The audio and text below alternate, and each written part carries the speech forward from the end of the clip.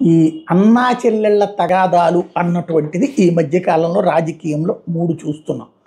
ఒకటి రాజశేఖర రెడ్డి గారి బిడ్డలిద్దరూ అన్న మీద చెల్లి ఆగ్రహం, చెల్లి మీద అన్న ఆగ్రహం, అది ఆస్తుల వివాదం, అధికార పదవుల కోసం ప్రారంభమే వివాదం, నాన్న లెగసీ కోసం ఇద్దరి పోరాటం. అదే పద్ధతి ఇప్పుడు తెలంగాణలో కేసీఆర్ కొడుకు కూతురు ఆయన చనిపోయాక జరిగితే రాజశేఖర రెడ్డి వీళ్ళు బతికుండగానే కొట్టుకుంటున్నటువంటి. కాకపోతే కేటీఆర్ ఎక్కడా నోరు మీద పట్టలేదు, జగన్ కూడా నోరు మీద పట్టలేదు. అక్కడ కవిత అన్నని పక్కన పెట్టి నాన్న లెగసి తను సొంతం చేసుకోవాలనుకుంటుంది. అదే సందర్భంలో ఇప్పుడు ముద్రగడ పద్మనాభం ఆయన బిడ్డల దగ్గర అంతే అయింది. నాన్న లెగసి తనకు సొంతం కావాలని కొడుకు, తన సొంతం కావాలని కూతురు. వాళ్ళ ఆసుపత్రిలో ఉన్నటువంటి సందర్భంలో పరామర్శించడానికి వెళ్ళినప్పుడు కొడుకు పంపించేశాడు. అక్కడ ఒక లాజిక్ ఉంది. కేసీఆర్ మొన్న కవితనేమి చేరదీయలేదు, జైలు ఇదంతా తర్వాత కవితని తిట్టారన్నప్పుడైనా సరే అదే సందర్భంలో ముద్రగడ పద్మనాభం కూడా తన కుమార్తెని దూరంగానే పెట్టారు. వాళ్ళ వ్యవహార శైలి, వాళ్ళు ప్రదర్శించినటువంటి కుటుంబ పరువు తీసే వ్యవహారాలతో వచ్చినటువంటి ఇష్యూస్.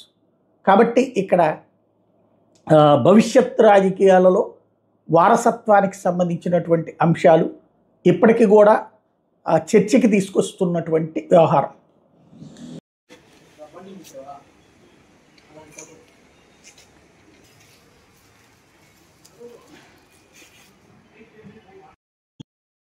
కంప్లైంట్ ఇవ్వడానికి వచ్చాం, వాళ్ళ నుంచి ప్రొటెక్షన్ కోరుకోవడానికి వచ్చాము ఇక్కడికి.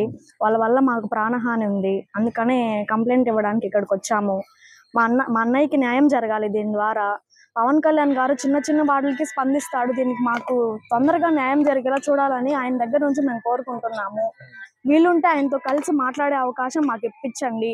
మెయిన్ మీకైతే సోషల్ మీడియా వాళ్ళకి ఒకటైతే గట్టిగా చెప్పగలుగుతున్నాను, ఇక్కడ మేము ఏది మాట్లాడామో అదే అక్కడ టెలికాస్ట్ చేయండి. మేము మాట్లాడింది ఒకటి మీరు కట్ చేసి ఒకటి వేయడానికి మీకు అసలు ఏ రూల్స్ లేవు.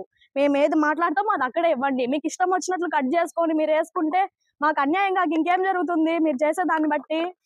మాకైతే న్యాయం కావాలి. దీని ద్వారా అక్రమ సంబంధాలు అది ఇది అన్నారు, మీకు తెలుసా? ప్రూఫ్స్ ఉన్నాయా మీకేమన్నా? మీరు ఎట్లా వేస్తారు మరి? ప్రూఫ్స్ ఉంటే పెట్టి చూపించండి. ఏదో రెస్టారెంట్ లో ఇద్దరు కూర్చొని ఫోటో దిగారని చెప్పి దాన్ని పెట్టుకొని మీరు అక్రమ సంబంధాలు అవి ఇవి ఉన్నాయని చెప్పి అంటే ఎట్లా తెలుసు మీకు అక్రమ సంబంధాలు ఉన్నాయని? మీరు ఏమన్నా చూసారా? చెప్పండి. అయితే ఇలాంటి తప్పు చేసేవాడు కాదు, దీన్ని అయితే బల్ల గుద్ది చెప్పగలుగుతాను నేను. మా అన్న అయితే అలాంటి వాడు కాదు, తప్పు చేసేవాడైతే మా అన్నయ్య కాదు. దీని ద్వారా మాకు న్యాయం కావాలి, మేము ఎంత వరకైనా వెళ్తాము చెప్పగలుగుతాను. కారణాలు విచారణలో వస్తున్నాయి, పోలీసు వాళ్ళ కస్టడీలో ఉన్నారు, త్వరలో తెలుస్తాయి. వాళ్ళే అన్ని ప్రూఫ్స్ బయట పెడతారు. దేవుడు భగవంతుడు అనేవాడు ఒకడు ఉన్నాడు, చూపిస్తాడు ఆయన. తొందరలో ఉంది. మాకైతే అంటున్నారు వాళ్ళ ద్వారా వాళ్ళు ఉన్నారు దీంట్లో అని, మాకైతే అనిపించట్లేదు. ఇది పోలీస్ వాళ్ళ కస్టడీలో ఉంది, నిజాలు బయట వస్తాయి, అప్పుడు మాట్లాడతాం మేము. మాకైతే అవన్నీ ఏ పార్టీల గురించి మాకైతే అనుమానాలు రాలేదు. మాకు ఇట్లా జరిగిందని మాత్రమే వచ్చింది. మీకు రాజకీయాల పరంగా ఏదన్నా ఇబ్బంది ఉంటే మీరు చూసుకోవాలి. మధ్యలో ఒక వ్యక్తిని పట్టుకొని బలి చేసేసి మీకు అసలు ఎవరు ఇచ్చారు ఆ హక్కు? ఏదన్నా తప్పు ఉంటే ఫ్యామిలీ మెంబర్స్ గా మేము ఉన్నాము, పోలీస్ వాళ్ళు ఉన్నారు, వాళ్ళు కంప్లైంట్ ఇవ్వండి, వాళ్ళు చూసుకుంటారు. డైరెక్ట్ గా హత్య చేసేస్తే మీరు అసలు ఆ రైట్స్ ఎవరు ఇచ్చారు మీకు?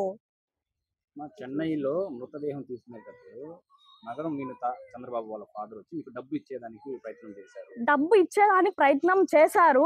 ముందు మేము అక్కడికి వెళ్ళినప్పుడు మమ్మల్ని కాలు కింద చొప్పులాగా మాట్లాడారు వాళ్ళు. అసలు మిమ్మల్ని ఇక్కడికి రానిచ్చడానికి మాకు అసలు రానివ్వము మేము అన్నారు. ఎప్పుడైతే ఇట్లా జరిగిందో ఆ డబ్బులు ఆఫర్ చేశారు మాకు. వాళ్ళ తప్పు ఉంటేనే కదా డబ్బు ఆఫర్ చేస్తారు మాకు. 30 lakhs ఆఫర్ చేశారు మాకు. వినత సైడ్ వాళ్ళే 30 lakhs ఆఫర్ చేశారు మాకు. తప్పు జరిగిపోయింది కదా, వాళ్ళ ద్వారా వాళ్ళ మీద పడకూడదు అనేసి ఆఫర్ చేశారు. డబ్బుకి లొంగాల మేమేమన్నా వాళ్ళ తప్పు దీన్ని ఇంతటితో పోగొట్టాలని? డబ్బుకైతే మమ్మల్ని ఎవరు లొంగ తీసుకోలేరు. మాకు న్యాయం కావాలి, న్యాయం అయితే జరగాలి మాకు. దీని ద్వారా మేము సోషల్ మీడియాలో పదే చెప్తున్నాను, సోషల్ మీడియాలో ఏదైతే మాట్లాడతామో అదే టెలికాస్ట్ చేయండి. కట్ చేసి మీకు కావాల్సిన విధంగా అయితే పెట్టకండి, అసలు ఇంటర్వ్యూకి కూడా రావద్దండి మీరు. జనసేన పార్టీ తాంచి మీకు ఏమన్నా సంప్రదింపులు ఏమన్నా వచ్చాయా? మాకేం రాలేదండి, రాలేదు. అదే మేము కూడా బాధపడుతున్నాము. చిన్న చిన్న వాటికి ఆ సార్ స్పందిస్తాడు, దీనికి ఎందుకు ఇంకా స్పందించట్లేదు?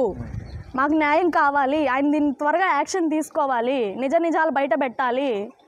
దీన్ని అయితే గట్టిగా కోరుకుంటున్నాము. మాకు దీని ద్వారా న్యాయం జరగాలి. మా అన్నయ్య అయితే తప్పు చేసేవాడు కాదు, జస్ట్ మా అన్నయ్యని మధ్యలో పెట్టుకొని వాడుకున్నారు అంతేను, బలి చేసేసి. చెన్నై పోలీసులు మీకు ఏమన్నా సమాచారం ఇచ్చారు? మాకేం ఇవ్వలేదండి, ఇంకా విచారణలో ఉందని చెప్తున్నారు, తొందరలో బయట వస్తాయి. దీంట్లో పాల్గొన్నారమ్మా? చాలా మంది ఉన్నారు దీంట్లో, ఇప్పటికి 5 మంది బయటపడ్డారు, ఇంకా చాలా మంది మీద అనుమానం ఉంది. ఇప్పుడు అదే కంప్లైంట్ ఇవ్వడానికి వచ్చాము. పోలీసు వాళ్ళ కస్టడీలో ఉంటే వాళ్ళు తెలుస్తాయి తొందరలో. లేదండి, మాకైతే వాళ్ళ మీద అంత అనుమానం లేదు, వీళ్ళ మీదే ఉంది.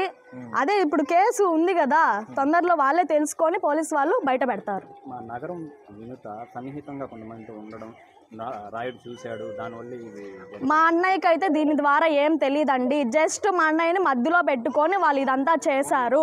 సార్ ఇప్పుడు బేసిక్గా మీరు దేని మీద కంప్లైంట్ ఇచ్చేదానికి ఇక్కడికి వచ్చారు? మాకు ప్రొటెక్షన్ కావాలి, వాళ్ళ ద్వారా న్యాయం జరగాలి. దీంట్లో ఇంకా చాలా మంది ఇన్వాల్వ్ అయి ఉన్నారు, వాళ్ళని కూడా తీసుకొచ్చి నిజాలు బయట పెట్టాలి. దీనికోసం వచ్చాము ఇక్కడికి. సార్ గారు ఏమన్నారు?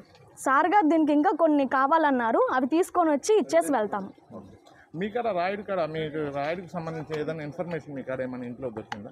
ఏమీ లేదండి, అన్నీ వాళ్ళు క్రియేట్ చేసినటివే ఇవి. సోషల్ మీడియా ఇంకా డబల్ క్రియేట్ చేస్తుంది, దీనికి క్రియేట్ చేసింది తప్ప మా అన్నయ్య అయితే ఎటువంటి తప్పు చేసేవాడు కాదు.